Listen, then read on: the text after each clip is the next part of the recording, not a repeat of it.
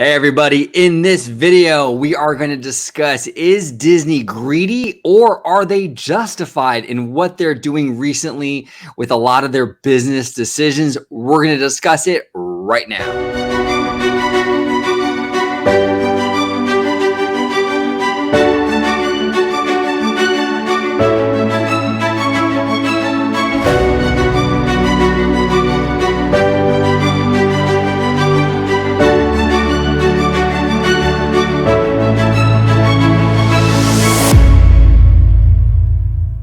Everybody, welcome to an episode of Orange Grove 55. I brought my two good friends with me yet again, Mr. VashSky and DisneyFamilyMan23, to discuss the Walt Disney Company.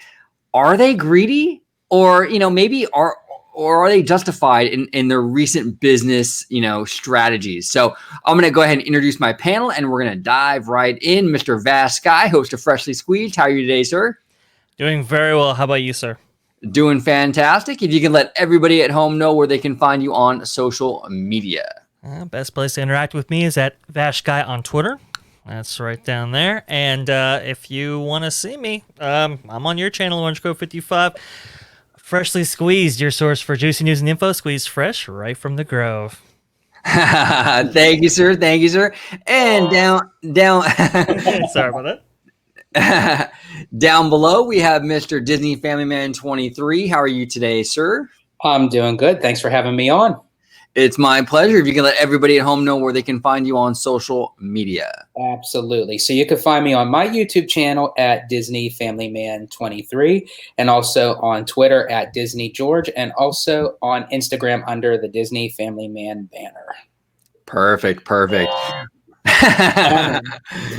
All right, so let's dive right in. Okay, so this has been kind of a point of contention for a lot of fans, especially in light of a lot of stuff going on with Genie Plus, things like that. But, is the Walt Disney Company getting too greedy, or are a lot of these decisions justified? I'm going to start with you, Vash. What are your feelings right now? What's the temperature in the room for you personally in regard to this topic?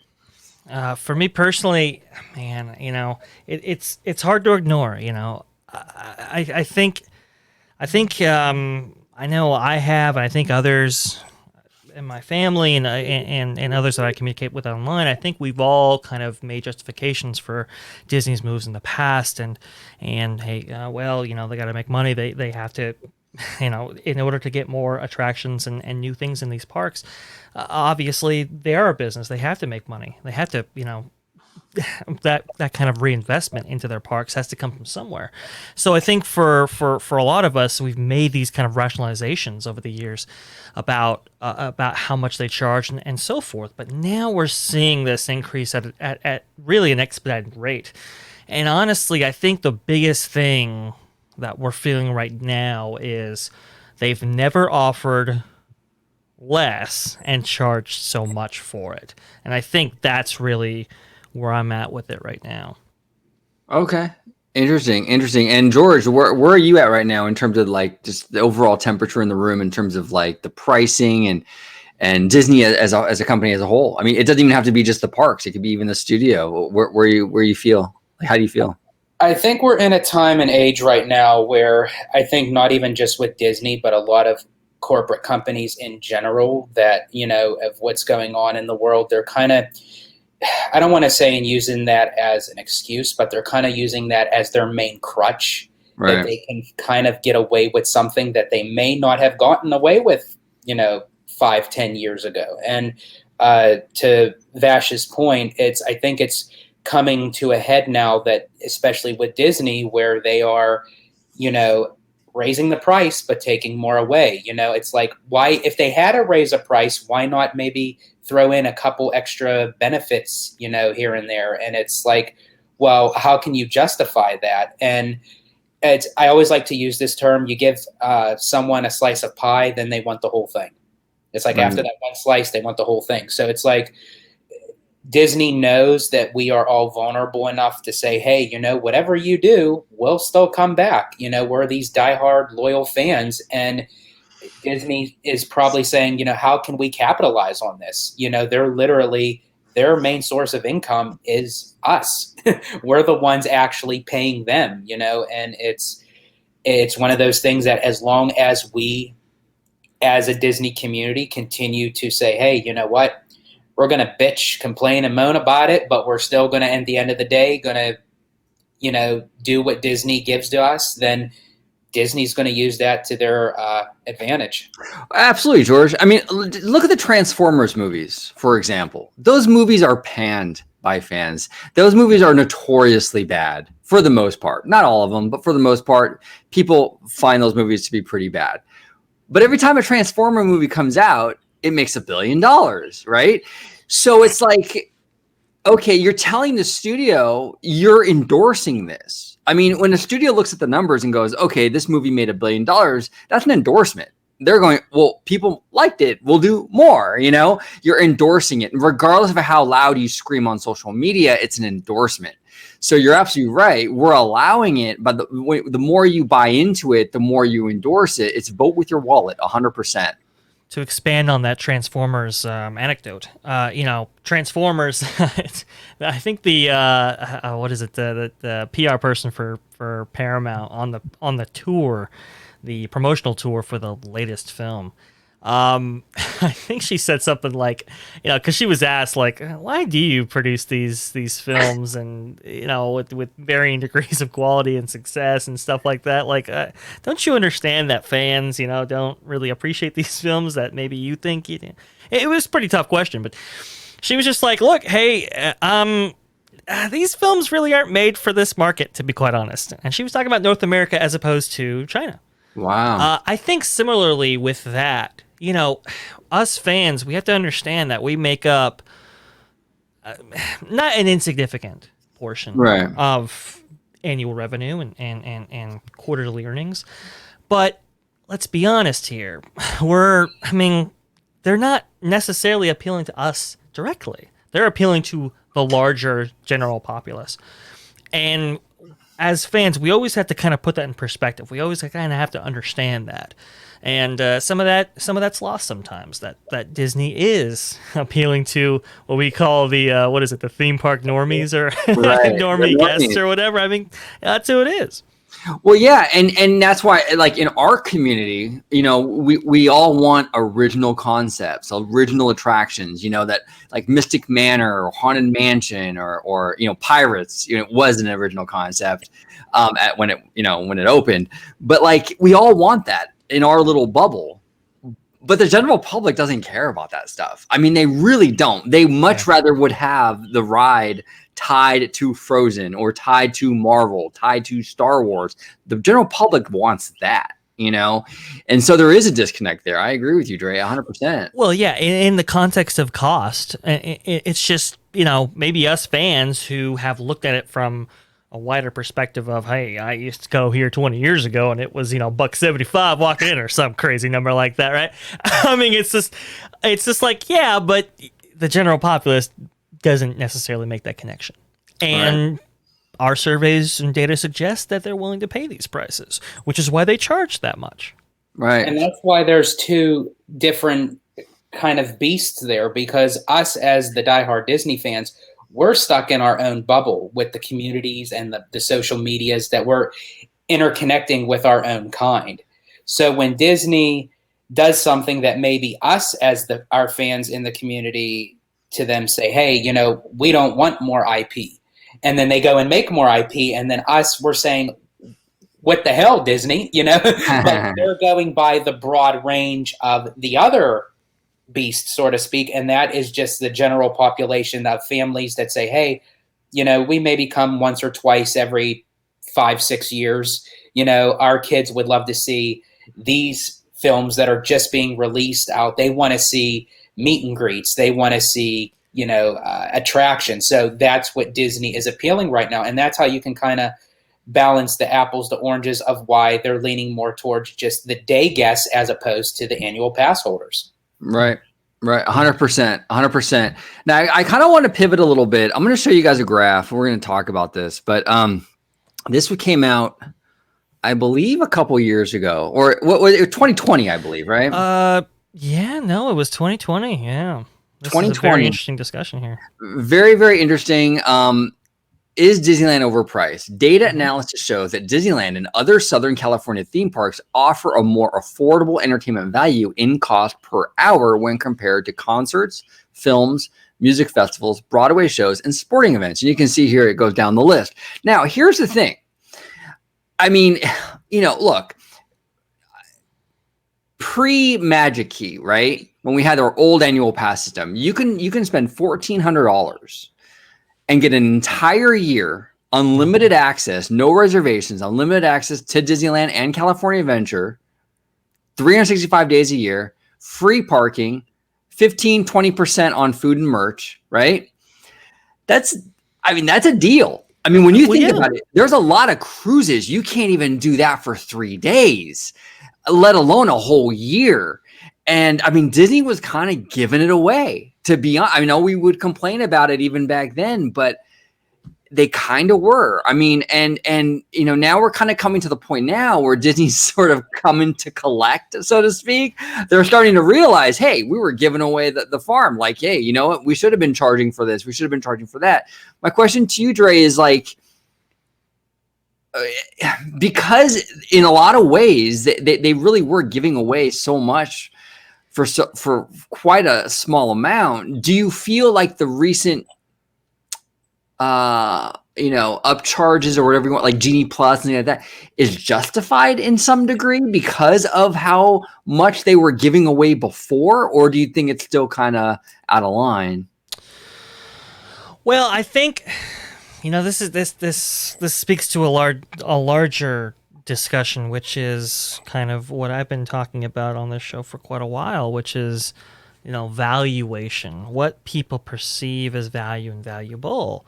I think the parks had done very successfully in conditioning people that, yes, we're expensive, but look at how much value that we give. And now that's kind of changing a bit to, well, yeah, we're valuable, and if you want to get more out of your experience, you're going to pay more for it. Which is kind of a different kind of mindset, and not one that we've necessarily experienced, leading up to this. Before every single big annual pass increase was usually before a big opening for some new land or attraction. I know when Cars Land, like right before Cars Land opened, we experienced one of the biggest annual pass increases ever that I remember. I mean, I think they went from like it was massive. It went like to 5 or 6 or something to like 1,000 or something. I mean, it was a dramatic increase, but it was predicated on, hey, this is what you're getting for that money. And they showed images of Cars Land, and it's like, yeah, okay, I can kind of see that.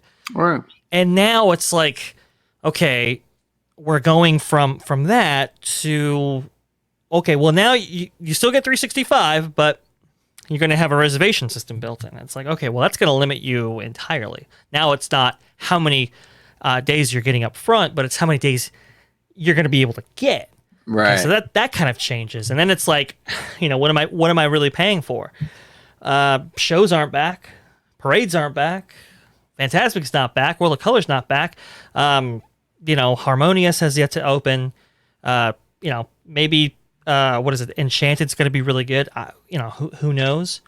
But it's kind of a, I feel with these kind of annual passes and stuff like that, it's kind of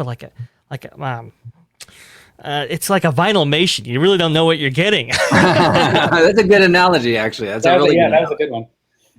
What do you think, George? What are your feelings on this? Yeah, I actually had this discussion with my wife several days ago, and I think it's kind of funny. And I'm going to be real with everyone. I mean, we're not living the land of luxury, So it's like when a lot of people see our everyday living cost, and they say, well, how are you able to go on these big, elaborate Disney vacations and go to the parks and go on the cruises and what have you?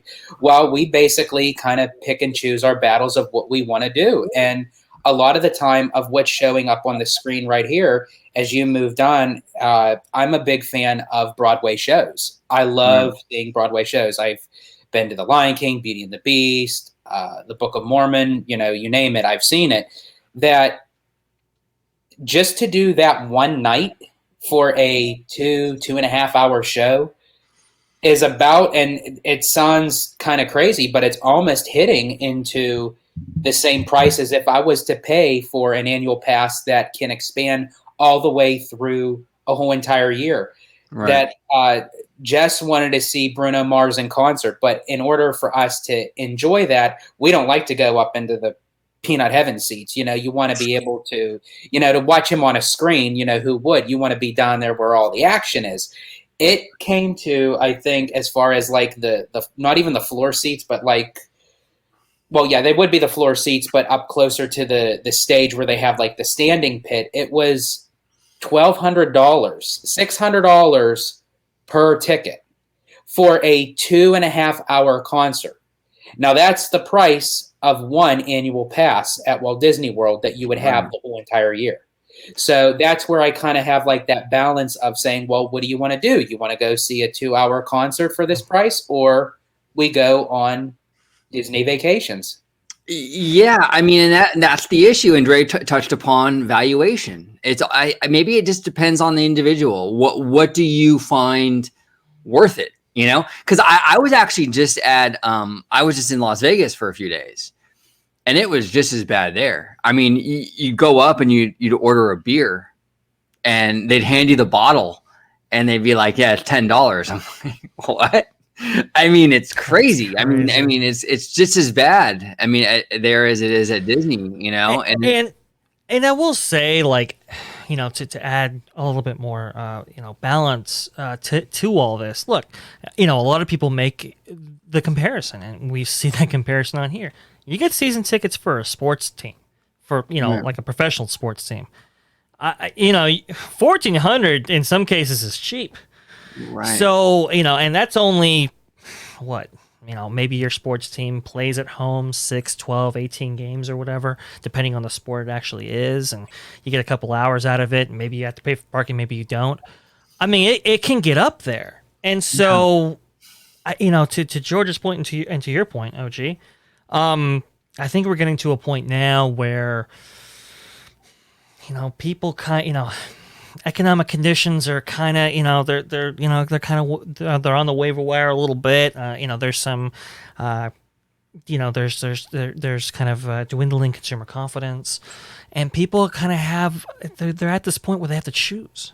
Right. They have to choose, like, what am I going to do? Because I can't have it all. And so what am I going to prioritize? What am I not? I mean, leading up to this year, for years, our family has had to make those kind of adjustments, has kind of make those kind of decisions, like, geez, we're going to do this, or we're going to do that. And we've sacrificed a lot to incorporate Disney, into, I guess, what they would term our lifestyle, right? Of going there every single year. But it is one of those things, and Disney is growing in competition.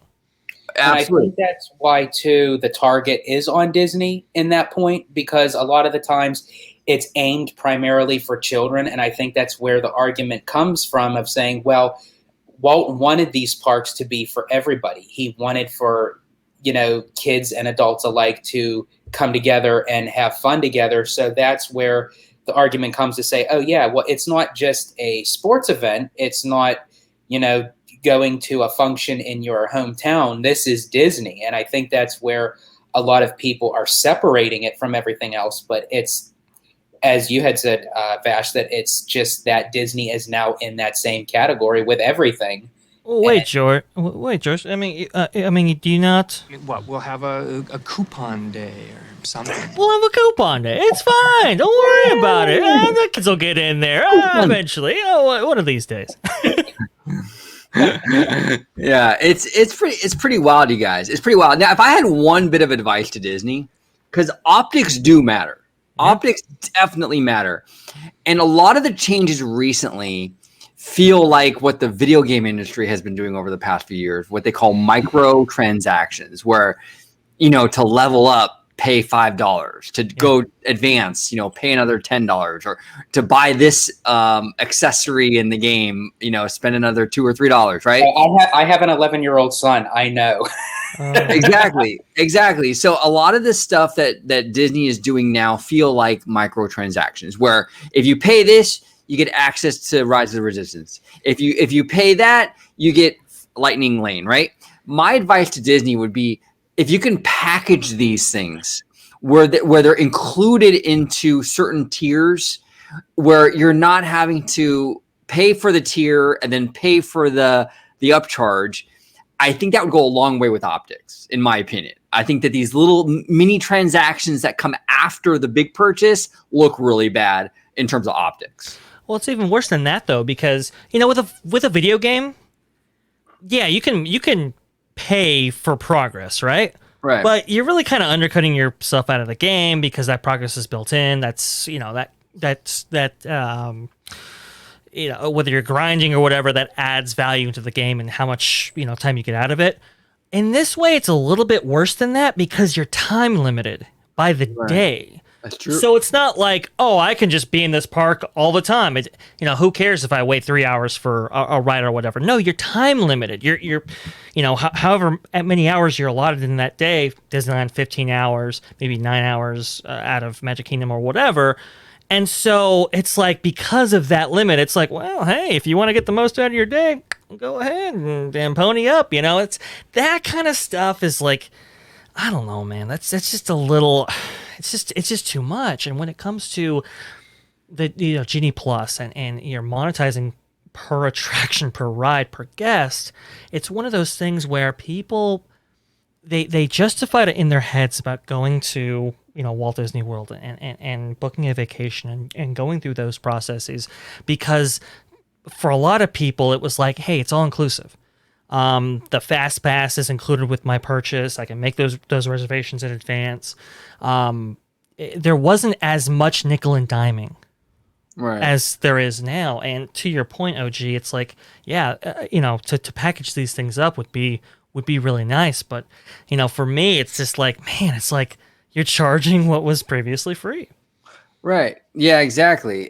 Yeah. They should. I mean, if they're gonna go down this road, they got to figure out a way and just to package it or do something with it. It just doesn't feel so dirty. But I think I think if a lot of people actually stepped back and looked at the bigger picture, and I guess I could only speak for myself because of going primarily to Walt Disney World and seeing what the wait times are for these attractions. Like, for example, you go to Animal Kingdom.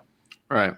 9 out of 10 times, if you go in the morning, or I'd even say even to the late morning, until it hits like around 2 o'clock p.m., you pretty much have Dinosaur, Expedition Everest, and Cali River Rapids to yourself.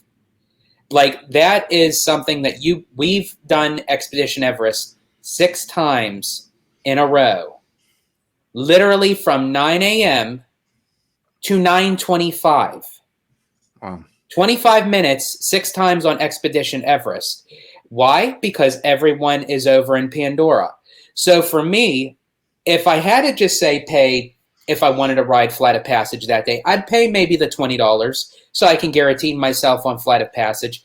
But I wouldn't have to pay the $15 per person for that particular day, because I know with the amount of attractions that's at Animal Kingdom, I wouldn't need fast passes. Basically, the standby line is like Lightning Lane in the morning. Yeah. And I get it free. Yeah, exactly. Yeah, I mean, I could tell you this right now. I mean, the way I do the parks, because I've been an annual pass holder for so long, I've been on all these attractions a million times. I was never a heavy ride person anyway. Like a lot of annual pass holders, a lot of us go a few hours and leave. Some people don't go on any rides. I've had many visits where I'd go to the parks and not go on any rides. I mean, you don't have to. You can come back next weekend. So for me, there's nothing in the parks that I need to go on.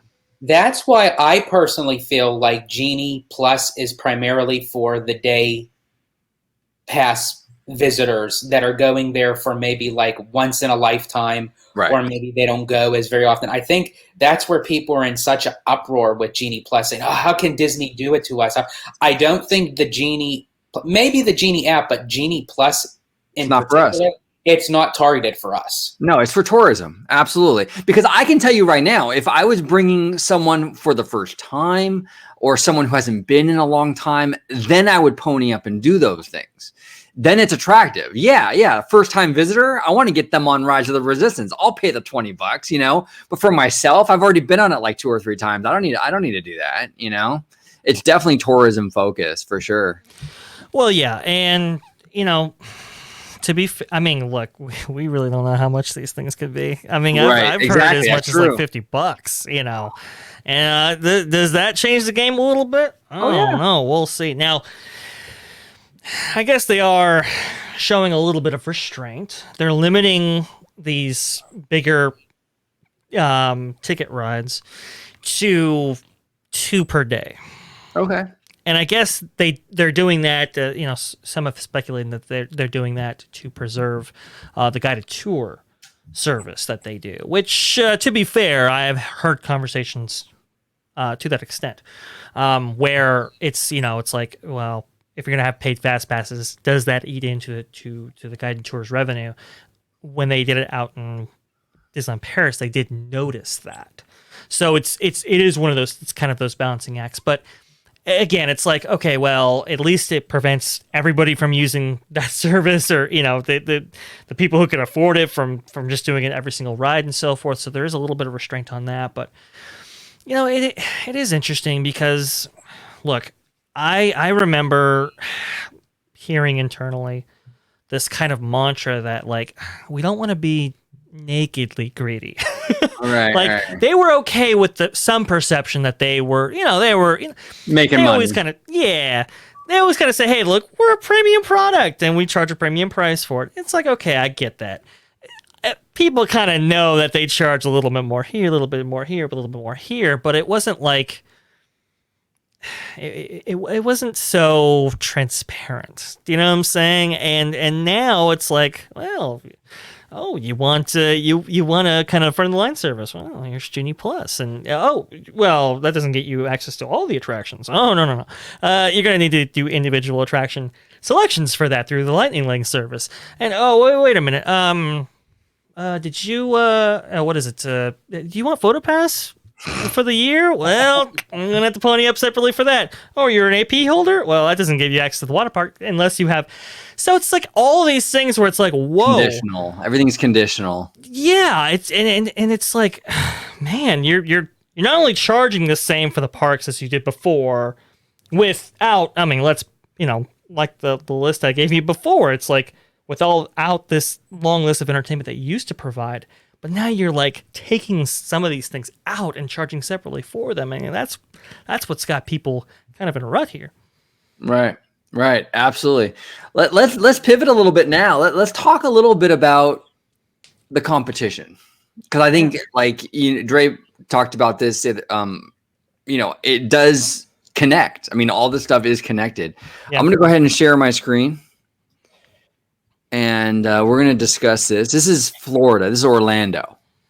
So, Dre, do you want to? This is your image. You want to kind of set the table a little bit? So, this is what I was talking about. Like, people are going to have to make choices in the marketplace.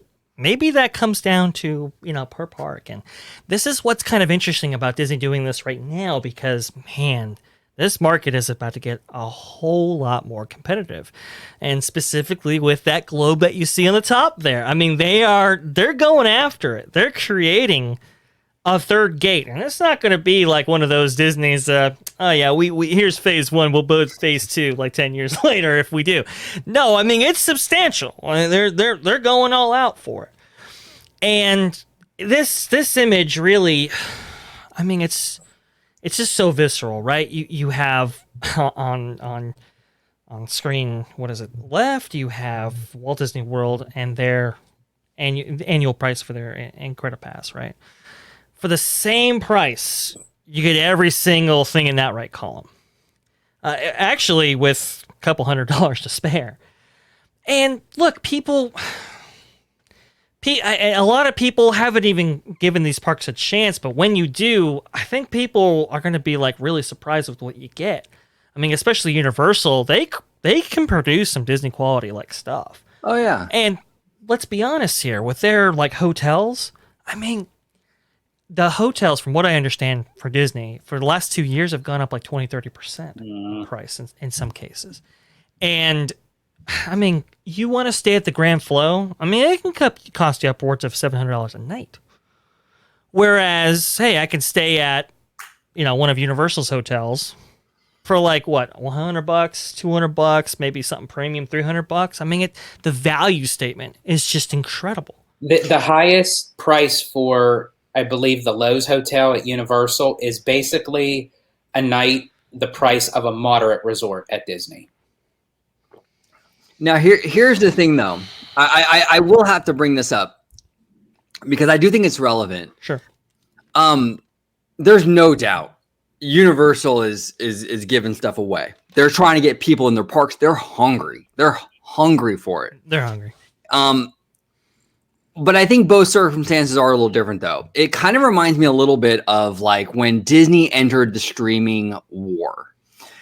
They didn't come into the streaming war entering a new industry, the same price as Netflix, because they knew it would be harder to compete. Because you have Netflix, who has a built-in, millions and millions and millions of subscribers.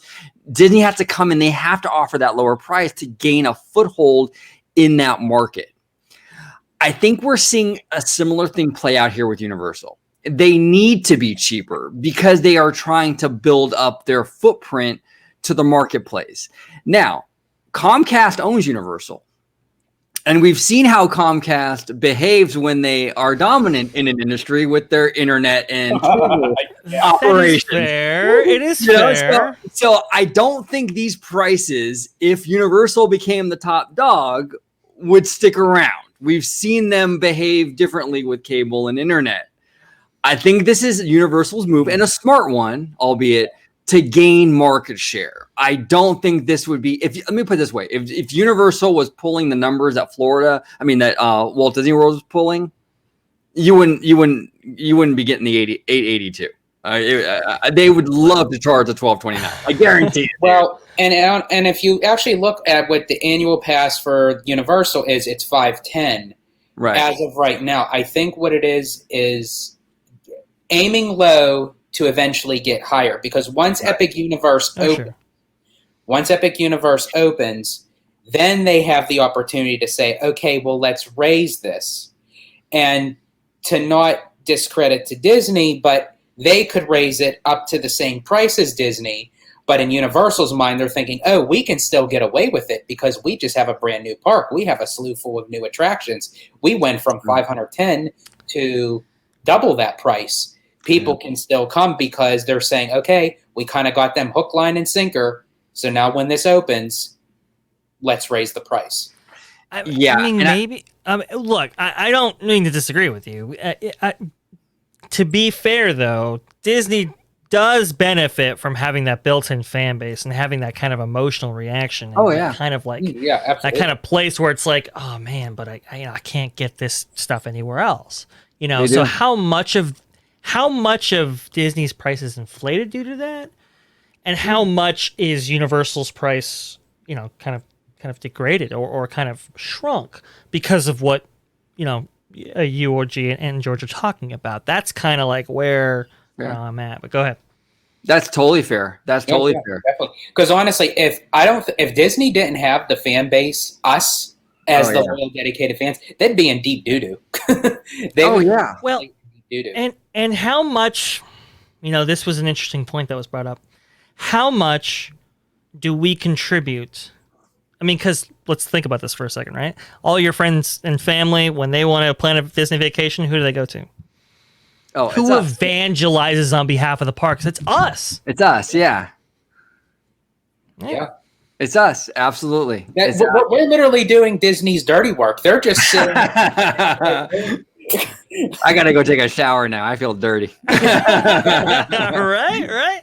Well, so it's like for Universal, part of that could be capturing the market, right? Yeah. Probably, but But I mean, as consumers, are we dumb not to take advantage of that? Oh, At least no, for the absolutely. moment. Oh, absolutely. Short term, take advantage of it. Oh, yeah. Absolutely.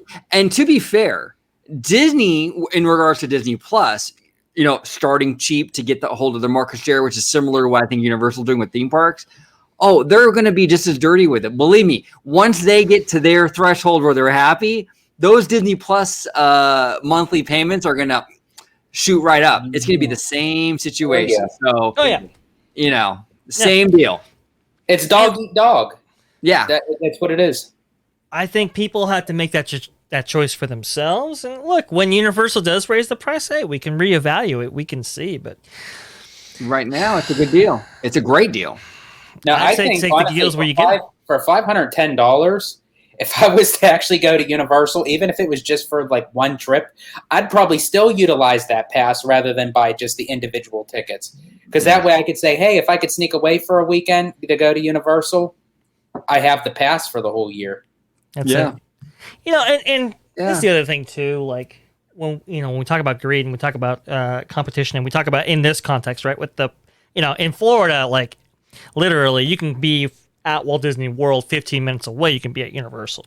It's not quite the same way on the West Coast. I think our boy Wildest brought that up, right? But the thing about this is Disney's doing some weird things and not capturing the market themselves. For example, Magical Express. I know. Like what were they thinking? Like that. Out of everything, makes that's the no craziest sense. decision that they made. Out of everything, I would rather them charge for PhotoPass than to get rid of Magical Express. Oh yeah, totally. I mean, that's 100%. Yeah, I mean, Magical Express. The point, I think it was Michael Eisner who started that, right? Yeah, probably. I think let me think. Wait, it started in 2003. Okay, that was Eisner. That was Eisner. Yeah. And that was a smart move because there was a focus. I remember there was this company focus to keep people on property, both in Anaheim and in Florida. It's a smart move to do. Now you're opening it up for people to go elsewhere because now you don't have that same control. It's a stupid decision. That one just blows me away. And if you go into Orlando International, everywhere you go, you see the signs. Make a left for Magical Express. Take the elevator down to Magical Express. It's actually in the elevator where it says Magical Express, go down to ground floor. That literally they have to remove all of that. It's like Disney became so embedded in Orlando International with the several Disney stores that they have inside the hotel. I mean, it's perfect marketing. Oh yeah, and it draws you right into that notion of saying, "Okay, we're going to take you from the airport to your hotel." I mean, they completely squandered that. It completely squandered it. Oh, no, we don't need that. And they kind of shot themselves in the foot again because previously to Magical Express being taken away, they started charging for parking at resorts and at the parks and stuff like that. And they started charging nightly fees for parking. And I think the idea was, okay, if we charge for parking, we can get them to like not rent a car, which keeps them on property even more. Right. Well, now when you do that without Magical Express, people are like, I'm just not going to stay on Disney property. So they're going to be incentivized to stay at Universal or even off property at some Marriott somewhere. And now you have this kind of mobile vehicle where you have to drive in, right? If you want to go to Walt Disney World. And now you're thinking, I don't just have to go to Walt Disney World. I go anywhere I want. And that's what they're going to do. Yeah. So it's like you're pushing people away from the bubble. What strikes me as not making sense is they're still keeping the cruise line connected to Orlando International. So they still have the cruise line buses that are going to go from there to Port Canaveral.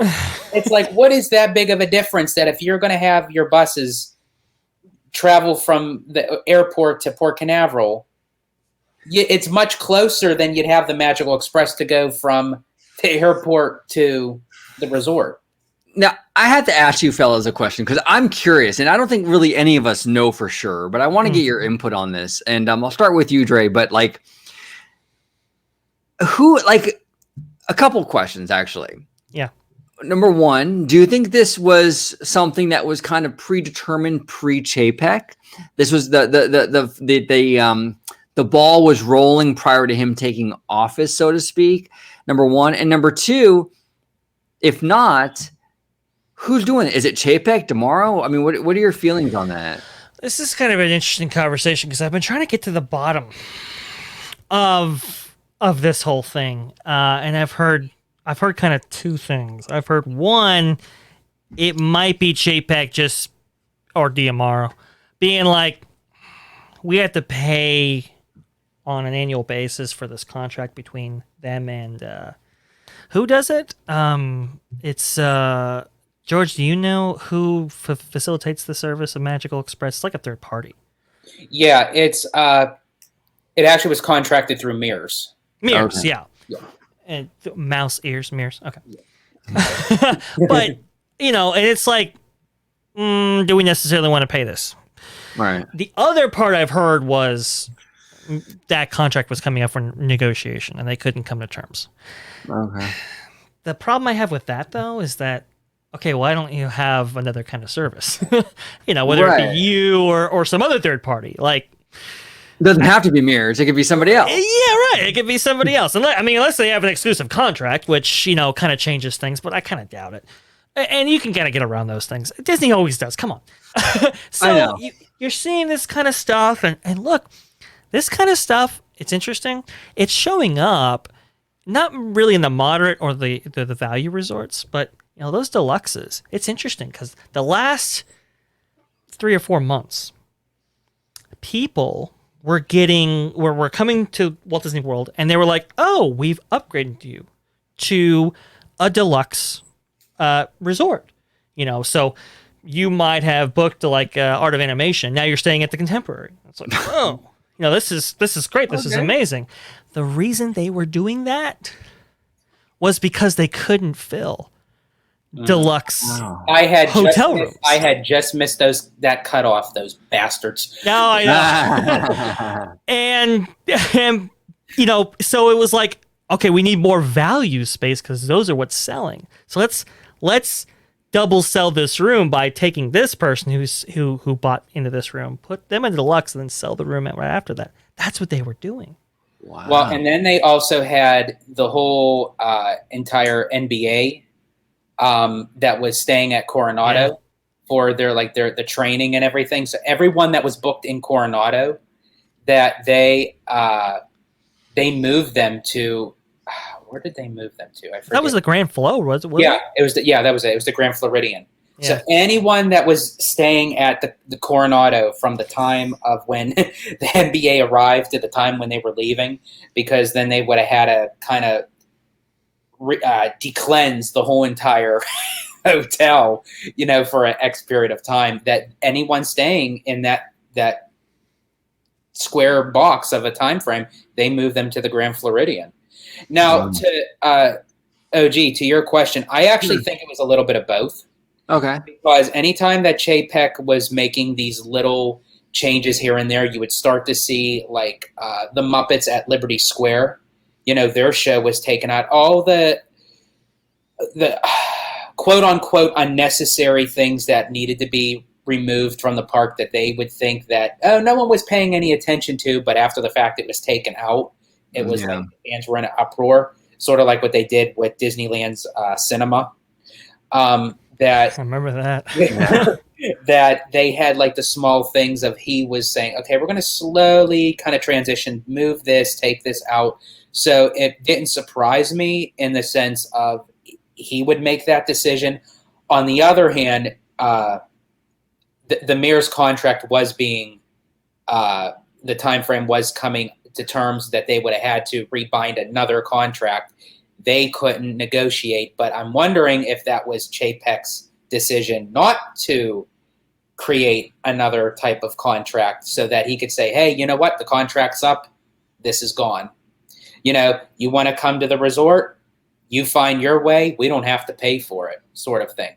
Now, the one thing that I will give Chapek is when he was chairman of the parks, as much as I make the joke of saying, well, in order for him to speak, he needs a teleprompter to talk about things, But the one thing that I wish Damaro would do is, and I love that he's involved in the parks. I love that he's taking pictures of fans, but I would love to hear him be more vocal on what's going on in the parks. Because as of right now, I'm not hearing really anything of him.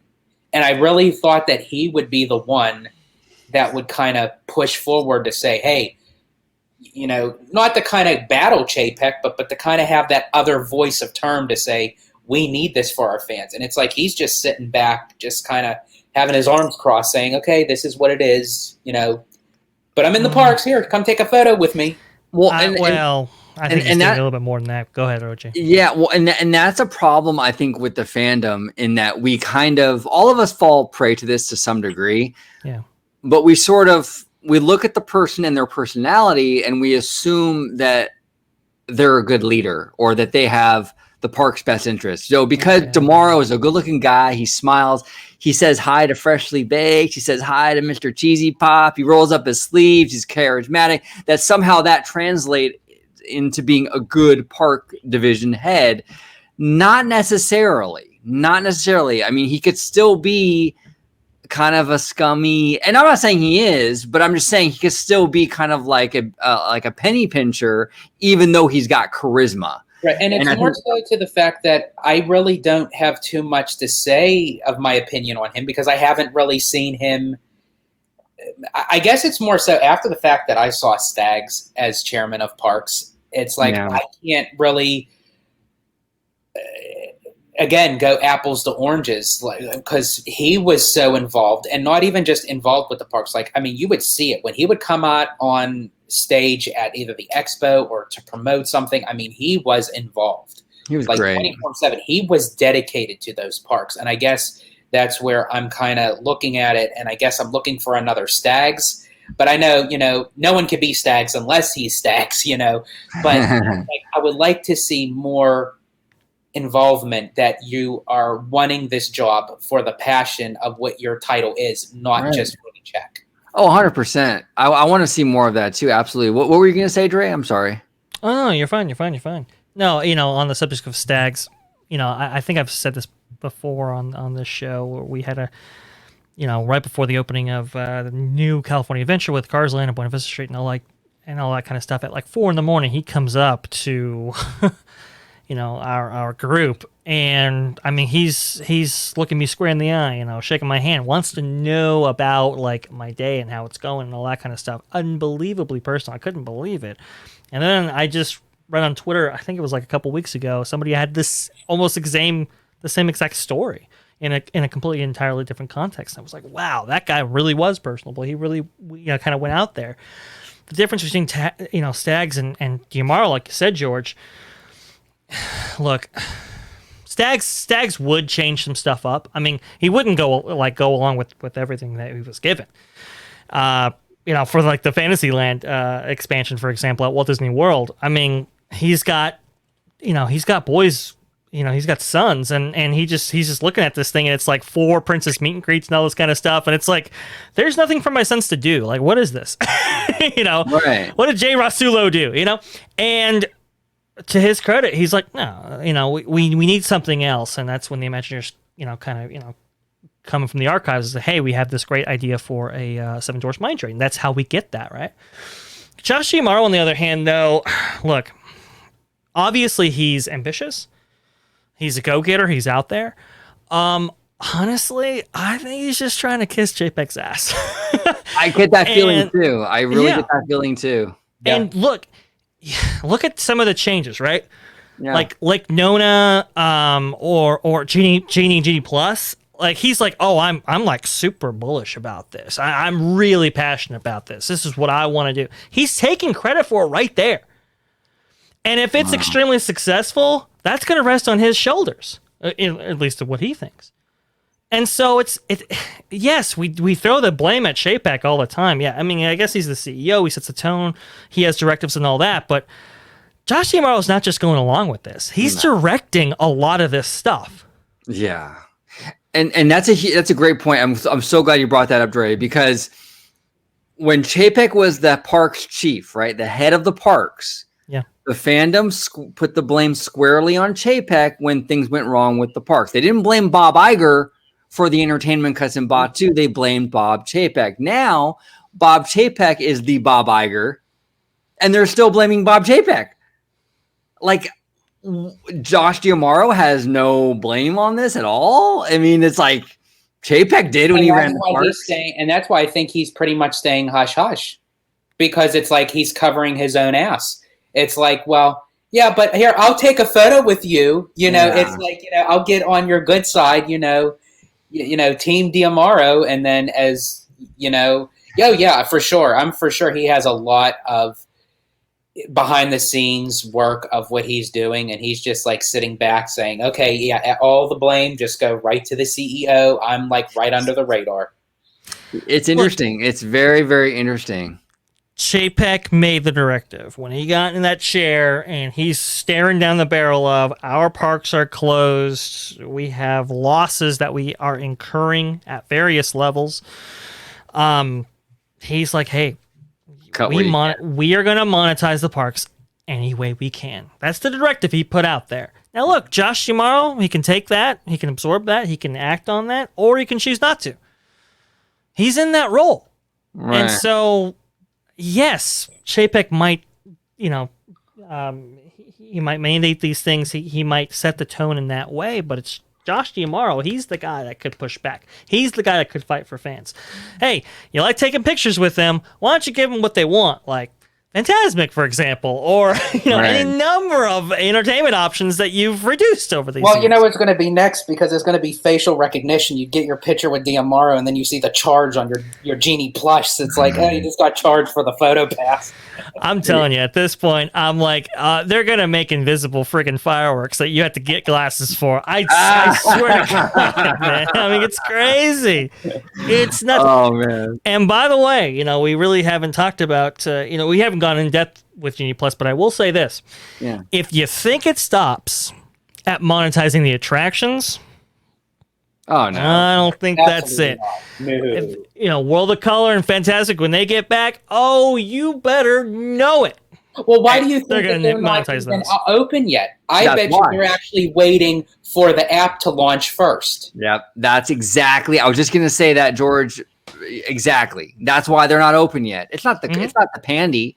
It's the fact that there's probably going to be some sort of integration into the Genie app where you pay for these shows. Now, I will say this, and this is an interesting question for both of you gentlemen.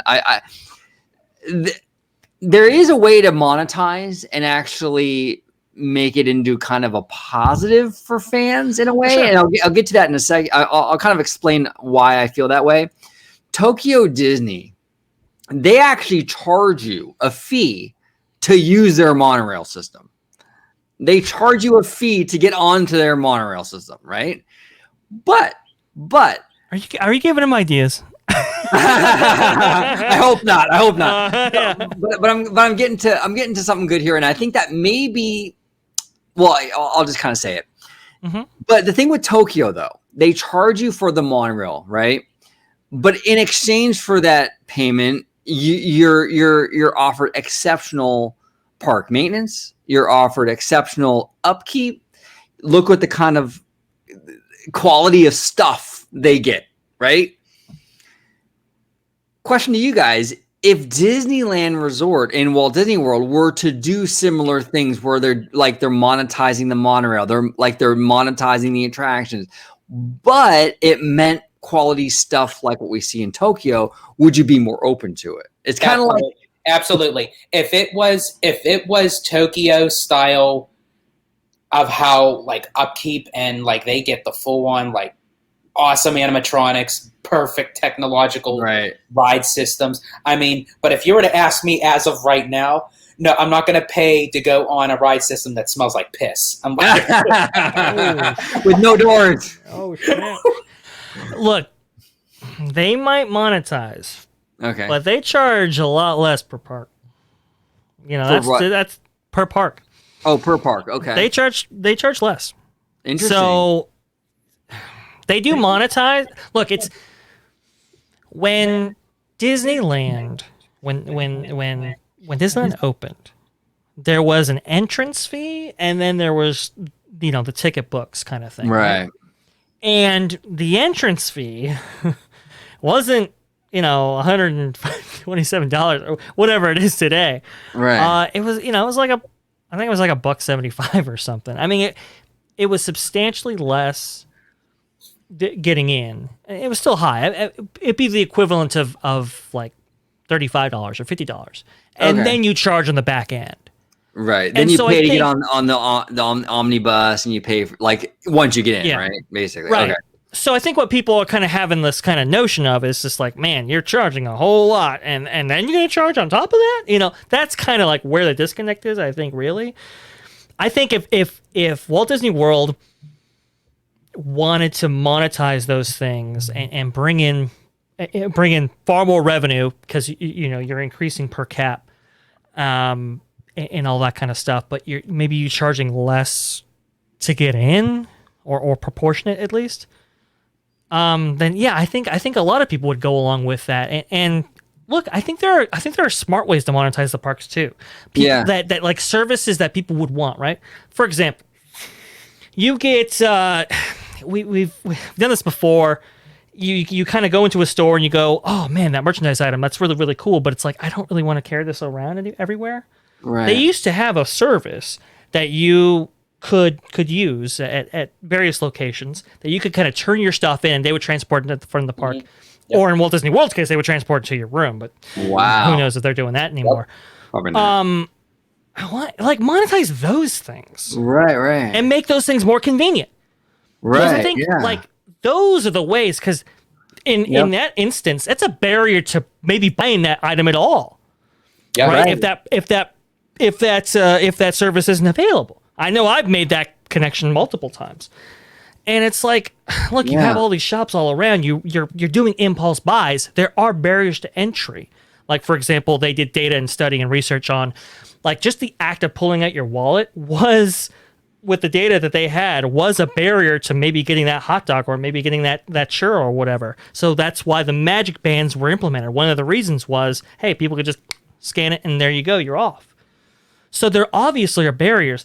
Monetize those things. Right. Increase the services that maybe people haven't thought of. And I think that's a smarter way to go about it. I agree, Dre. And that really kind of plays to what I was saying earlier in terms of still making money, still kind of upcharging. Yeah.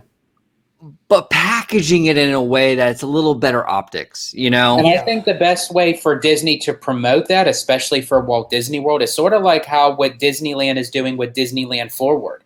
I mean, even though Disneyland Forward is using that notion to get the city of Anaheim, to play ball, but Disney World could use that type of promotion to say, hey, look what could become of all this. Here's a whole list of things that could be added to the resort. All we would have to do is all the fans okay with, this, and this? You pay for this, you pay for that, and we'll promise you we'll give you all of this. Right. Yeah, that's the other thing too, like a Disneyland Forward kind of mindset or kind of philosophy. I think that's you touched on a good thing, a good point, George. I think if people understood that this money that they were collecting was, a portion of it was going to be reinvested back into the parks. Right. Yes. And make them feel a little bit more comfortable. Because now, I mean, as Mickey Views has kind of said in his video and stuff, they're just funneling all that money and funneling it towards all these other places. And the parks get nothing in return. Right. It reminds me very much of like your local city. People don't mind paying taxes if they know their taxes are going towards something beneficial to the community. If the potholes are getting fixed, if the roads look good, if things are maintained, people don't mind paying that dime. But when you're paying high taxes and you can't even drive your car over 30 miles an hour because you're going to be hitting potholes and you're going to crack a rim or you're going to, right? Then people have issues. Gee, you know about that? Do you know about that a little bit? A little bit here in California. Okay. A little bit.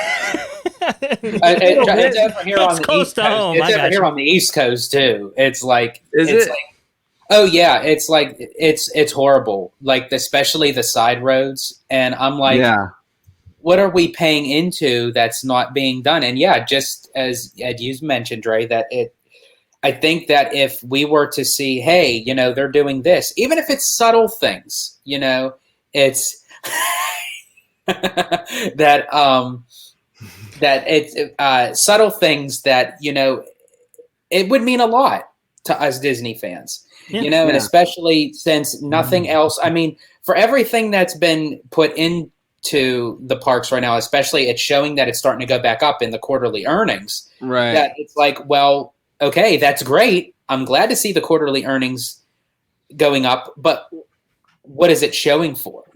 Like, Tron is still sitting there. It's like, I mean, they're moving, but I mean, I'm for sure Epic Universe will be operated 2 years after the fact that Tron will be completed. Oh, it's man. Like, and I have to be completely real with you on Tron. The Tron coaster looks dope. Dope. Good. It looks so cool. Yeah. But there's not much to it. It's a coaster with light cycle vehicles. What's taking them so long? No animatronics, no LED like screens in the notion of adding any type of voiceover work. It's a light cycle roller coaster. I mean, it's not Rise of the Resistance or Indiana Jones. I mean, it's a coaster with like light cycles. I mean, come on. It's so crazy. Didn't it? Oh God.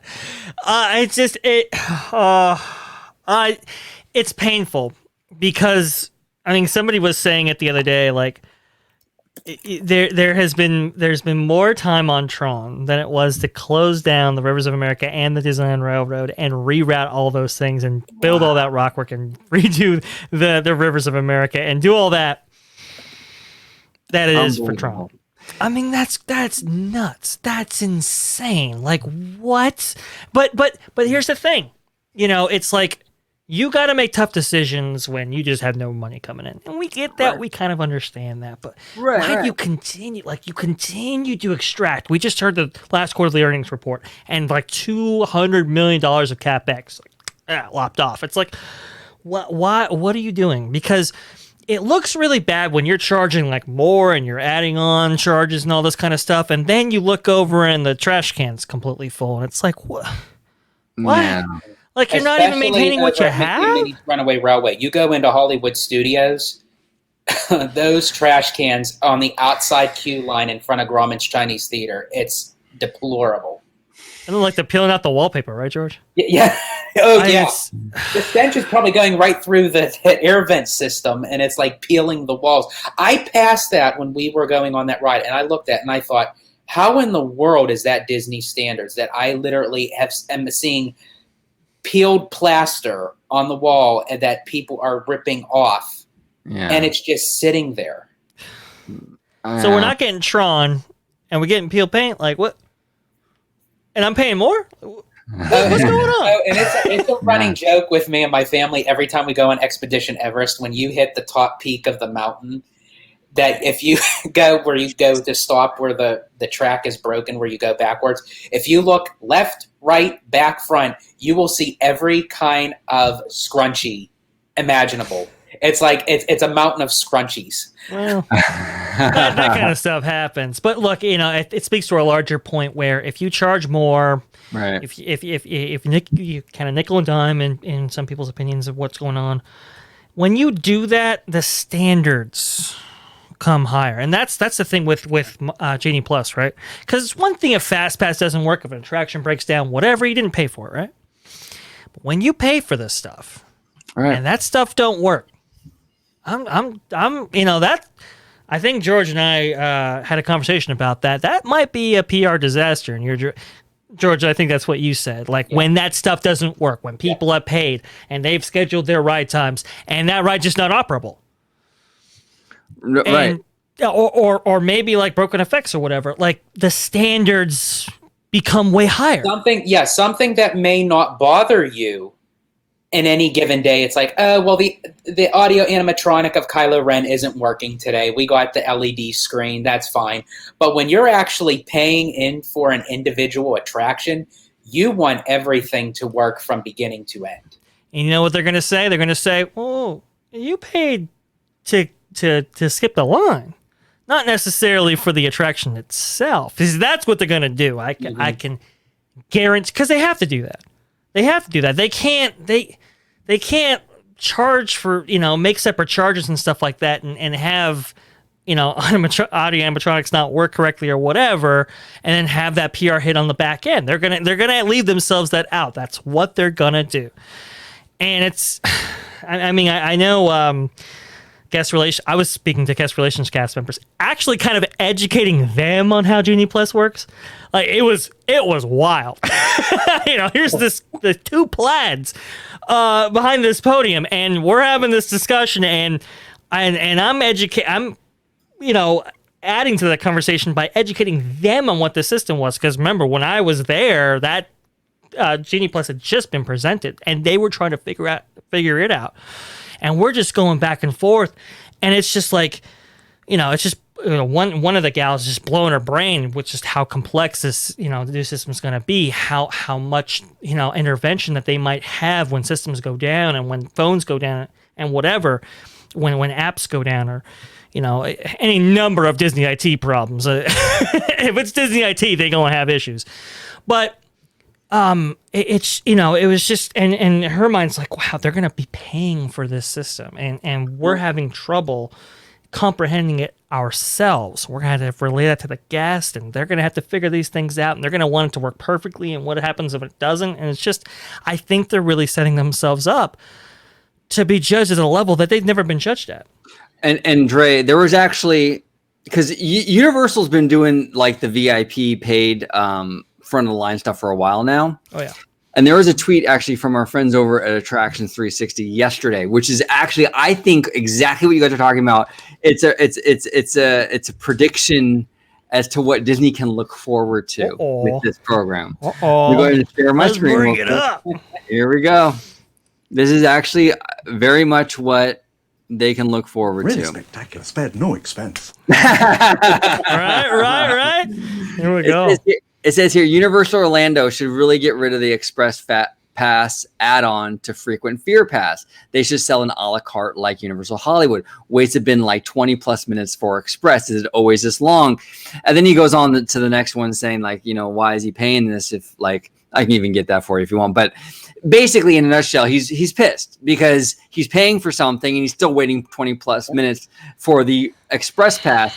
This is exactly what Dre was just talking about. What's going to happen with all this paid stuff with Lightning Lane and stuff is that people are going to get on social media. They're going to go to guest relations, City Hall, and they're going to, hey, I paid for front of the line passes and I'm still waiting 35 minutes. What's the deal?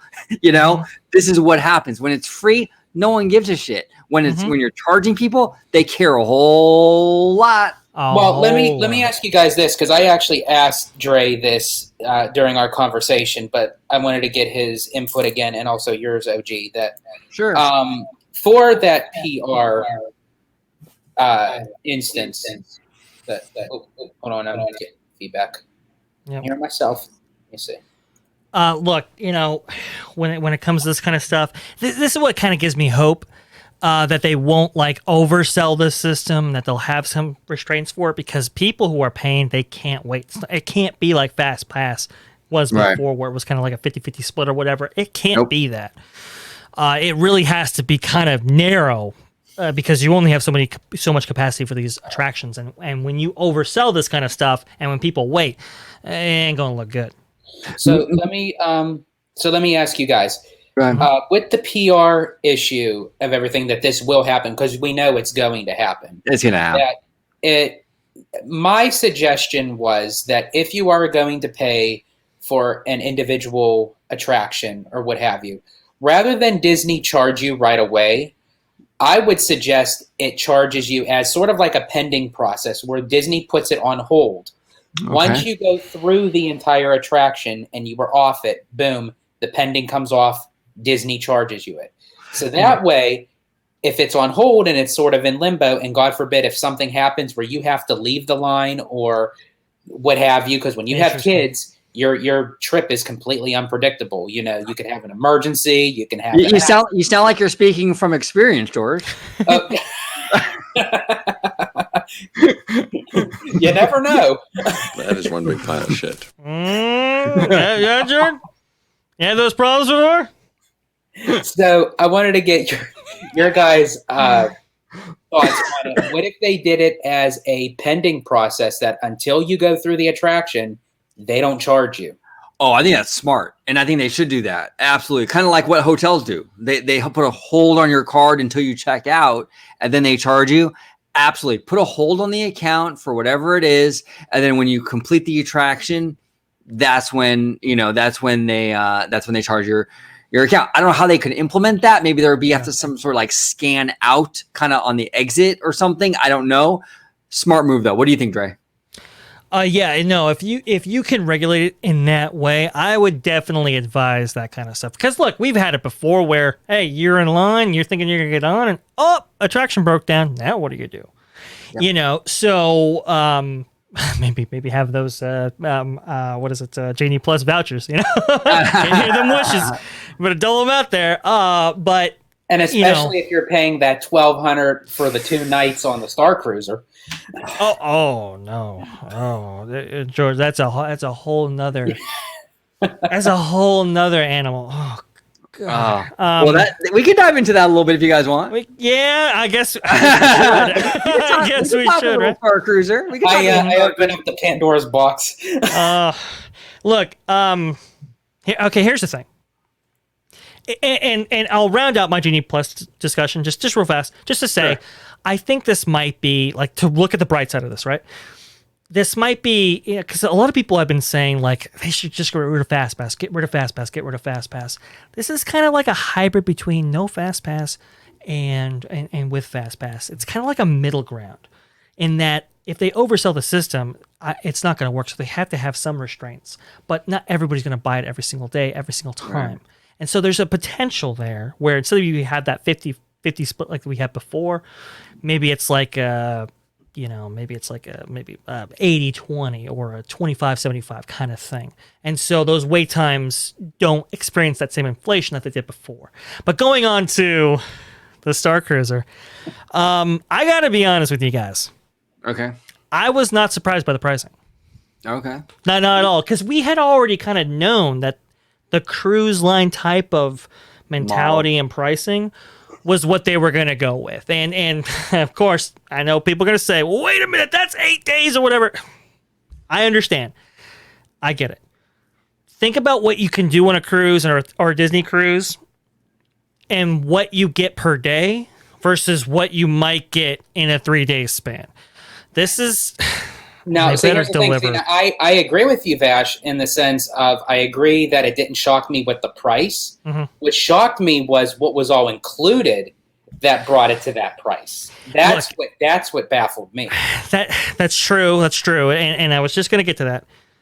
We don't know really what we're going to get here. We don't know what the extent of the gameplay is going to be. I've heard it's very, very good. Now, cool. You bastards at WD, I swear to God, you better deliver this time. Because, man, I have been told this bedtime story before, to quote Harrison Ford. All right?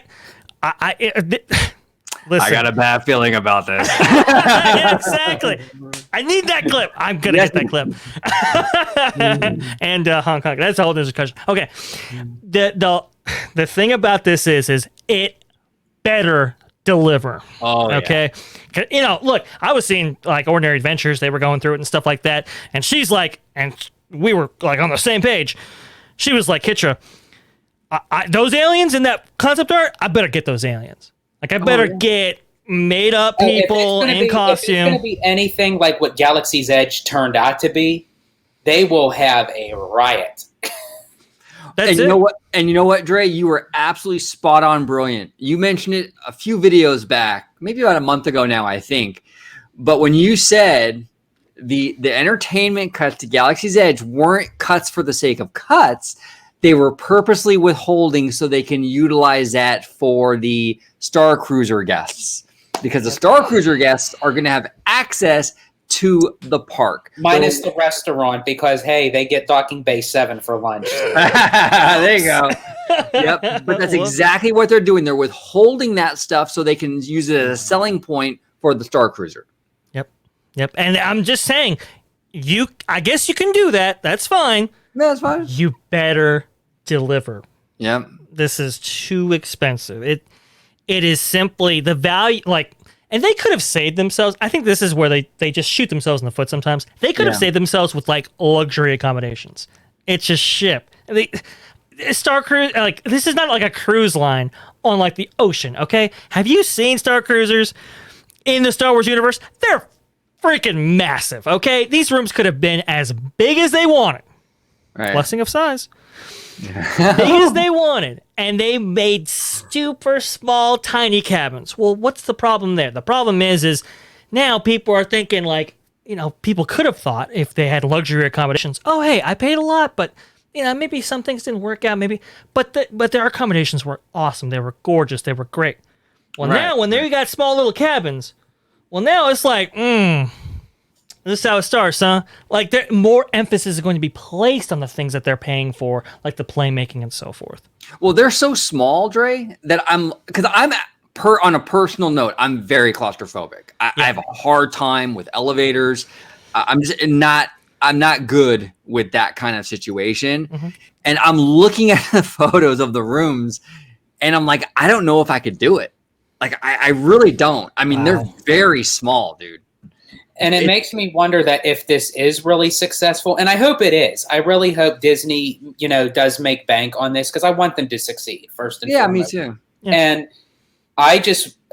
but I also have a fear to the sake that if it is overly successful and for how much that it ties into Galaxy's Edge, and there have been rumors flying around that, there is potential land for Galaxy's Edge to get small little upgrades and expansion, that if it is successful to then integrate all that into the parks, could we potentially see Galaxy's Edge as a separate admission? Ooh. Like, after everything gets built, they add in the banthas, they add in the restaurant, they bring the aliens and droids into Galaxy's Edge. Could we see an additional admission that Galaxy's Edge is its own separate if it is, it better be Westworld. I mean, that's what it is. I mean, if you're gonna do that, we better get what was originally promised. Right. Exactly. I want it like George says famously, balls to the wall. I want it.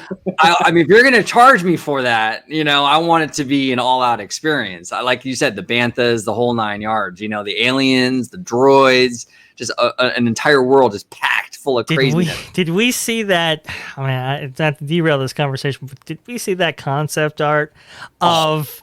Oh, that walkthrough of the creatures. Mm-hmm. You know what? Should I bring that up, dude? You should. You should. Okay. You should. Let me bring that up because I think Folks, I do. If you haven't seen this, I mean, like I won't spoil it for you, but let's just say there was an idea, and it was going to be built, from what I understand, where the garage bay is, where those speeders are, where they're going to have little shows.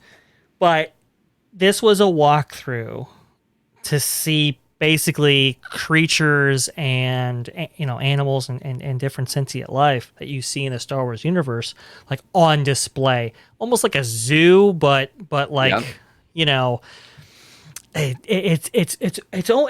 almost felt like you were going into the pits of like Jabba the Hutt's palace, and it's all these creatures that he has on display and that kind of stuff. Really, really kind of sick stuff. Did you see this, George? Yes, I did. Yes. It is. As I said, Disney is so good at concept art, but when it comes time for the final product, for it to be delivered, it's like you get like a whole big block of Wagyu beef, and it's like you just chop it down till you get. Look at that. That's. Look at that. The bridge with the Rancor. You got that. The drawing a blank. Minox? Yes, and then the Wampa. Wampa. There you go. The Wampa behind the ice. I mean, this is incredible. See now, I'd pay extra for that. Yeah. Oh yeah. To see a Rancor, like that was like one of my dreams. That I was like, maybe they include a Rancor in Star Wars Galaxy's Edge. Like, it would be so dope to see a friggin' Rancor like in front of you. And to your point, George, if they do charge extra for Galaxy's Edge, that right there, that better be included right there. Yeah, I say that. I say that. Bring back the banthas. Bring the restaurant. I want to see the live entertainment all around. Droids and monsters and aliens walking all around. That's the shit I want. I will literally pay for an extra admission. Yeah. Oh, absolutely, absolutely. This would get me on. This would actually get me on the Star Cruiser. I mean, this is what I want to see. Yeah. I haven't seen anything from the Star Cruiser that I have to do for 3,000 a person or whatever. But this is something that I'd be like, you know what? Yeah, we'll do it. Yeah. You know, like this is like I would do it for this. This is really, I mean, this is incredible. The way they have the walkway elevated and the big ramp. It's in the Rancor's in the pit. Oh. It's just dope. It's so dope.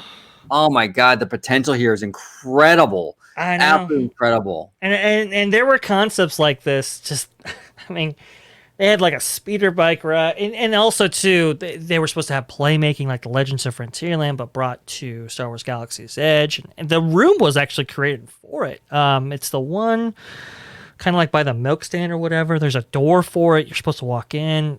Look, I'm just saying. If Disney's going down this path of charging for experiences and kind of parsing the parks out and doing all these things, it all kind of comes back to you better deliver. Right. You better show the goods, because people are obviously, like we just described with here, people are obviously willing to pay for like deluxe and premium experiences. Yeah. But they better be good. They better, they better come with it. They better come with it. Now, do you think they were a little bit spooked when they spent all this money on Galaxy's Edge and then like they had like the early attempt? Now, I know that it's kind of ironed itself out since it opened, but when it first opened, the crowds were lighter than they expected. Do you think that kind of spooked them out in terms of investment a little bit, or no? Yeah, I think it did a little bit. I mean, because Galaxy's Edge was supposed to be way more successful, I think, than what they had originally envisioned. I mean, they did crazy amounts of work to Disneyland just to kind of like open certain areas up, and Project Stardust and all that kind of stuff, just to allow for. They built a whole new parking structure just to allow for what they believed were going to be increased crowds and attendance at Disneyland Resort. And yes, Star Wars Galaxy's Edge does healthy business, but I don't think it's like quite like the next level. But you have to think that if it opened with everything that was promised, if they opened with the banthas, if they opened with the droids, you have to think the land opened with only Smuggler's Run. Rise wasn't that hurt running yet. That's true. So it's like they kind of set themselves up for that disaster. Well, no, I can't really say a disaster, but low expectation. Low expectation. Well, it's showbiz 101, right? Under promise, over deliver. They kind of did the opposite. So, and look, it sucks that Rise of Resistance wasn't open initially with the park, because you get one bite at that apple, you get one bite at that first impression, right? And to show it off like that, it really hurt it. Well, they took the one bite of what they opened with, and look what happened to Snow White. Dropped down dead. Well, hey, you know what? As one Imagineer said, when the evil witch offers her the apple, she says, "Hey, this apple, it'll make all your dreams come true, whatever you wish." And when she bit it, she did go. But when she opened her eyes, hey, her dreams did come true. So what do you know? Things could work out. But I do have to say on that finds a way. Go ahead. But I do have to say on that note, kind of a little bit, that when Disney wants to deliver something, they do know how to do it. I mean, even with a simple attraction with Snow White Scary Adventures, of what they did with that with that attraction, it's so simple, but yet the upgrade to it was just phenomenal. I can't wait to actually experience it myself when I personally loved it. I loved it. I thought it was, and there was more scary in there than I thought there would be. I really thought they were gonna kind of sugarcoat this entire ride, and they really didn't. There were still a lot of elements of the scary still left in there. The projection mapping and seamless with the physical sets. I think they did a gorgeous job. I really do. It was the first time on any attraction that I got like physically emotional in that way. Because just seeing it and just like, wow, this is breathtakingly gorgeous, but it kind of goes with this kind of incredible story, and you kind of relive those moments from the movie, and you kind of transport. I mean, it was just phenomenal, just really great execution. They did a heck of a job, and that kind of, you know, if whether or not, well, I will say, if Disney's the upside from Disney being potentially unsuccessful is that they have to overcome that. They have to respond. Sure. They have to, you know, go all out, like what happened in 2010 with Harry Potter. You know, I bring it up because that really did change the center of gravity in Florida, and they had to respond. It was like, whoa, like we're seeing some cannibalization, and we got some of the best attractions out of it for that reason. You know, it's when Disney kind of like, oh, they building Islands of Adventure? Let's wait and see what happens. And then when, you know, if these other parks or whatever, when they don't do well, it's like, oh, we'll just rest on the laurels and we'll respond when we need to. So that is kind of the upside if, in fact, Disney doesn't do well. Well, and I think that's why maybe Disney isn't worried in that point, because maybe they have some tricks up their sleeve that they're just waiting for, just to say, for Epic Universe to open and see how they do. And if push comes to shove, then they can start pulling those ideas out. That's exactly what they're doing. Yeah, sure. I feel like that too, for sure. And to your point, Dre, I mean, DCA 1.0 had to flop in order for us to get Buena Vista Street, in order for us to get World of Color. A lot of good came out of that failure, you know? Yeah. It's a delicate line though to walk, because you don't want it to fail too much where the company can't recover. Like Disneyland Paris. Ugh.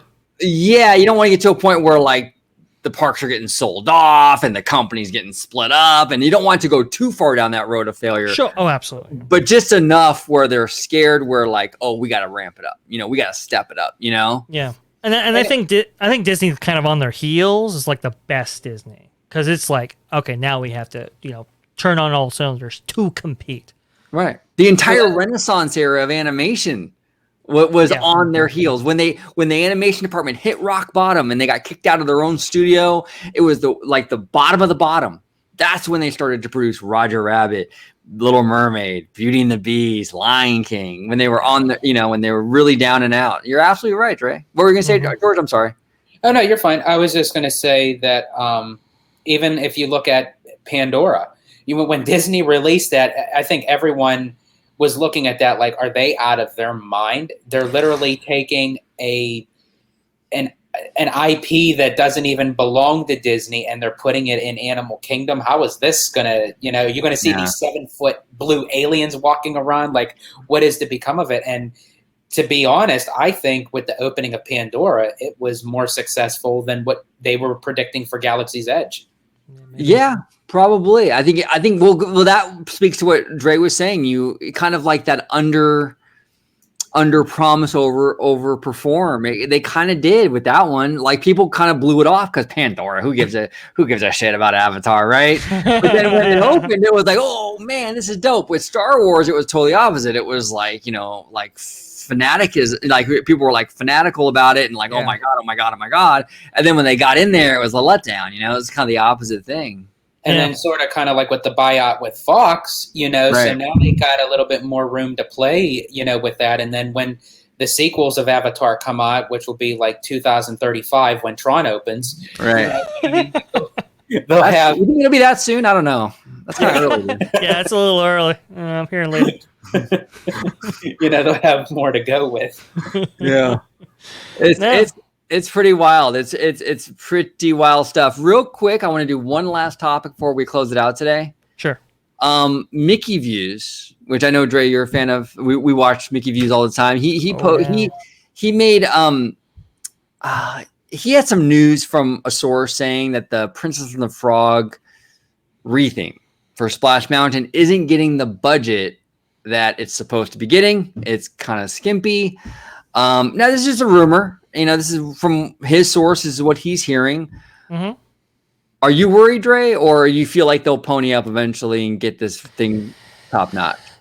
I was worried because Mickey Views, his sources are pretty good. I mean, he's been on the forefront of a lot of stuff. It's like, what? And it's like, oh, it comes true. Yeah. Okay, I'll say this.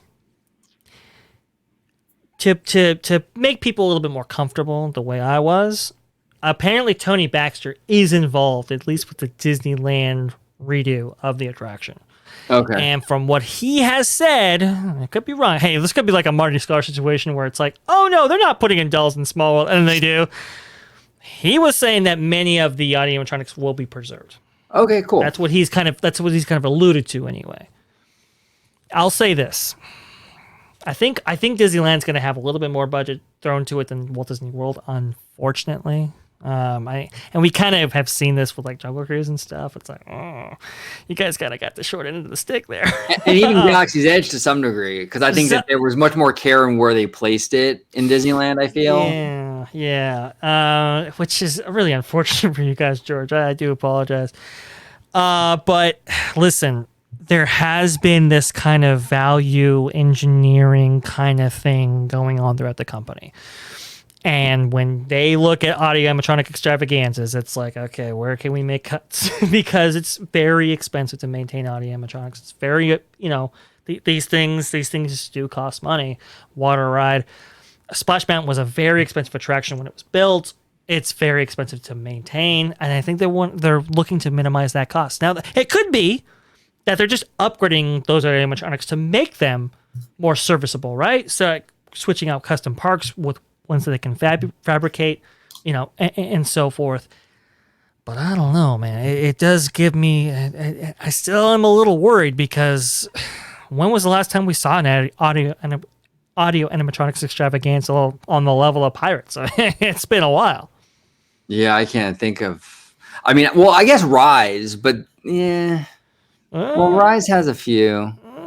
Not a whole lot. Not like that though. Yeah. Not like Splash Mountain. You do get the stormtroopers that move their heads and stuff like that. That's cool. The highest preserved animatronic that I could actually say, even not even counting Rise, is actually the shaman in the Navi River Journey, as far as at Walt Disney World. Yeah. In Pandora, like she is like when she's operating, that animatronic is so. It's great. Now, and Mickey Views kind of put it out there. Do you prefer an attraction with a few very high quality animatronics, or do you prefer an attraction with a lot of kind of simplistic figure type animatronics? That's kind of where you're at. And as he goes, he even says, it's like, why do we have to choose? That's kind of stupid. But I think there is going to be a reduction in the number of animatronics featured, and I'm really worried about the larger point of how much budget is this thing really getting. I mean, it was a very expensive attraction when it was time to build. I mean, I remember that great story about Tony Baxter and Bruce Gordon going through the attraction in front of Frank Wells trying to get this thing approved and just going, man, this thing's really expensive. Like, I don't know if we can do it. And fortunately, Frank Wells was the guy who said, hey, let's make some cuts. Let's make this happen. But it was extremely ambitious. I mean, this is concrete. This is not like Pirates of the Caribbean where you have wooden sets. You kind of have some malleable and you kind of have some play. I mean, it's jackhammers if you want to change out anything. They have to add in walkways. They have to, do all this stuff in order to do this attraction. It's going to be a lot of money. Yeah. Yeah. And I think that's probably why we're not really hearing too much about it. I think right now I could see why if they were to be under budget, because all we were getting is these little, small, subtle concept pieces. And I think what they are is they had the most recent concept piece from the first one. I think they had both. I think honestly what they did was rather than release both at the same time, it's like, let's kind of spread this out until we figure out what we're doing. Because after that they had released, because we were all ready to say, hey, we're going to actually maybe get a release date when Splash Mountain was going to be shut down and, the overhaul was going to happen when they announced to say, hey, we got new concept art. And then when the day came, it's one photo of Tiana in a sort of like a bayou swamp, outfit on a boat. And Kind of and then reminded a me of Emily roundtable Blunt's. discussion with Imagineers. It's like, okay, well, they're telling like the history, which is good. I'm not downing that, but I mean, what is that saying for the attraction? And I really think, and I could be wrong, that this is just a way of keeping the fans happy to say, hey, you know, they're at least still having a conversation about it. But I think really in the back of their minds, Disney is scrambling to try to find a way to stall time, because they know if they screw this up, just like how you said, Dre, with the Star Cruiser, the backlash that Disney was getting when they announced that Splash Mountain was becoming something else, if they were to screw this up and put something cheap in, and they're just going to say, oh, let's just throw some new paint and new wallpaper and change the title, fans are not going to be happy with it. Well, no, and Disney's tied this into an inclusion movement, you know, representation and what have you. So what does that look like for the people you're representing when you half-ass the project? You know, you're going to make them mad. And then you're going to make the people that want the attraction to stay Splash Mountain mad because now the replacement is inferior to the old one. You're making everyone mad now, you know? So they have to hit a home run. There's no other option here. They have to hit a home run. I mean, what's really unique about that situation, yeah, I completely agree with you, OG. This has larger implications than just a bad ride. I mean, this could say this could make a social statement, which is kind of crazy. Right. But look, it's not like Tower of Terror at DCA or something, or Maelstrom at Epcot, where it's kind of, you know, those kind of attractions maybe have run their course, and people look forward, you know, people kind of universally look forward to what was, you know, going to be. And in Tower of Terror's case, I mean, it was kind of the inferior version. I think we had this discussion before. It was kind of the inferior version of Walt Disney World's. Splash Mountain is a, you know, pretty, you know, beloved ride. And look, I know people are going to be upset about that, but people do have great memories and fond memories of that ride. And they have different associations that they made.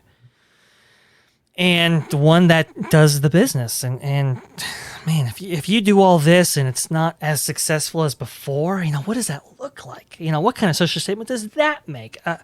This thing could go bad if they don't spend the money, and I'm really concerned that they're not going to. So I actually have two questions for you both. Sure. It's tied into it. So do you think that down the road that this may not even happen at all? You know, it's just one of those things that Disney's saying, hey, we're doing our best, we are trying, but in the end, it's just going to stay Splash Mountain, and, you know, that's that. And maybe down the road, if they get the budget or the funds for it, it could change, but nothing anytime soon. And then my other question was, I heard rumors, I don't know if they're true, but they said that Disneyland was not going to budge on Splash Mountain first before Walt Disney World. They were actually waiting for Walt Disney World to make the first move. And I thought that was kind of interesting if that was true, because I thought Disneyland, out of all the places, would have made the first move on that because of the location with New Orleans Square, the fact that Disneyland was closed much longer than Walt Disney World. And then with Walt Disney World kind of being in that frontier type of theme, how is that fitting in? So I thought that was kind of interesting that Disneyland would be waiting for Walt Disney World. I thought it would be vice versa. So what's both of your takes on that? Well, I think with the art they just released, I think it's going to happen. They seem to want to keep the story alive in the public eye, to kind of remind people, hey, this is happening. Hey, this is happening. I do think it's going to happen. I do think, though, they are going to kick the can down the road so they can really stretch this out over, you know, as much as they can over multiple quarters and what have you, to sort of, because they want to get far enough away from the pandemic and all the pain regarding that, you know, financially. So I think they're going to want to make some room. But I do think it's going to happen. I definitely think it's going to happen. The remake, the retheme will occur. I think at the end of the day, I think we're basically going to see kind of similar to what we saw with Snow White and Alice at Disneyland with those dark ride remakes or rethemes or enhancements or whatever you want to call them, where it was sort of a nice little mix of the animatronics, but a lot of projections as well, kind of blended in. I think that's pretty much what we're going to see here. I don't think we're going to get the same level, the same amount of animatronics in this new version of the ride. But we still will have quite a few, I think, but there will be projections added and what have you. So I think it'll be a solid attraction when all is said and done. Like I said before, it kind of has to be. You're going to make a lot of people mad on all sides if you don't. So Disney really, and I think Disney's smart enough to understand that. They kind of have to pony up and do this the right way. If not, it's going to be a PR shit show. What do you think, Gray? Well, look, to your point, kicking the can down the road, I think they would like to. The problem is they really demonize this attraction. Well, that's true. A lot. And every single day it rides. More and more people get upset that it's there. Yeah, because of sure. how they've disparaged it. They disparaged its, and they've associated it with something that's not great, that they don't want to be associated with. And so it's really interesting to watch them kind of play this kind of distancing game, but still have it open. That's a whole other story. But I think with the attraction itself, I think you're right. I think it is going to be like an Alice in Wonderland or Snow White type situation. And I do agree with you. I think they'll lessen the amount of figures. And look, for Disneyland, because we're Disneyland guys. Splash Mountain needs a lot of help. Like it needs a lot of work. Part of that is, they need stuff like catwalks because fall protection. If our viewers recall the Space Mountain incident when that gentleman, he had his rigging, it didn't quite hold and he got injured and stuff like that. So they kind of went on this fall protection kick. That's why Alice in Wonderland looks the way it does now. A lot of the animatronics aren't simply serviceable to the degree that they want, simply because there's not fall protection put in to service those animatronics. So that's why you kind of see like degrading qualities of or degrading levels of care brought to those animatronics. And so they have to like improve like those kind of things. And the lighting is not great. And so I think this attraction can benefit from an overhaul like a lot. And I'm really excited about that prospect. But, it's all going to be, like you said, OG, in that execution. To your point, George, about them going back and forth about who's going to do it first, there have been like, you're going to go first. No, you're going to go first. They've gone back and forth like a couple times. So your source, I believe, is accurate in that. Yeah. That's interesting, too. I wonder why there's this big back and forth. I mean, do they just not want to? Is it so popular they don't want to close it? Or why not just close them and just start? I don't understand that. That's weird. I wonder, as far as with Walt Disney World goes, I don't think Disney World wants to touch it because of the 50th. I think because of with the anticipation of the amount of people and needing as many attractions open as possible. And I think that's where when Disneyland says, Disney World, you go first, well, they're going to wait a whole 18 months before the 50th celebration is over. And Disneyland's just kind of sitting there waiting. Well, should we go first or should we wait?